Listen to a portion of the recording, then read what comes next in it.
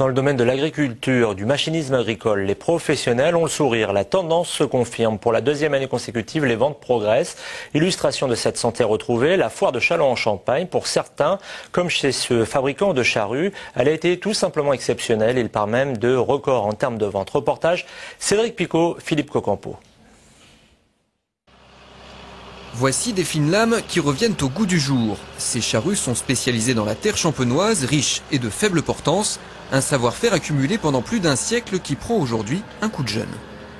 On repart du corps de labour qui existe depuis une trentaine, voire une quarantaine d'années. Corps de labour que mon arrière-grand-père avait déjà créé à l'époque. Il y aura juste le châssis, le bâti, la tête de la machine, la charrue qui, eux, vont fortement évoluer.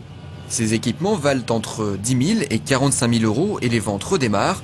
En 2007, une trentaine ont trouvé preneur et le carnet de commandes est encore plein cette année. Avec la hausse des revenus agricoles, les exploitants investissent dans l'équipement. En revenant à la charrue et à la technique ancestrale du labour, ils s'adaptent à une réglementation de plus en plus sévère sur les produits phytosanitaires. Maintenant, on arrive à avoir beaucoup moins de matières actives à notre disposition, donc c'est une alternative pour pouvoir avoir des parcelles propres sans utiliser de produits ou moins de désherbants. Résultat, le chiffre d'affaires de l'entreprise s'envole, plus 25% en 2007 et au moins autant en 2008. Ces performances illustrent la bonne santé actuelle du secteur du machinisme agricole. Pour autant, dans le métier, on préfère le bon sens à l'euphorie. Pour l'instant, profitons-en. Il y a effectivement un revenu agricole qui est là, qu'on avait moins dans les années précédentes.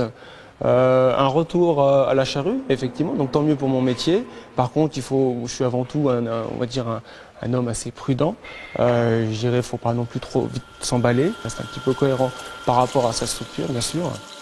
Car des incertitudes pèsent encore sur l'avenir du secteur, comme la hausse des prix des matières premières ou les conséquences de la renégociation de la PAC en 2013.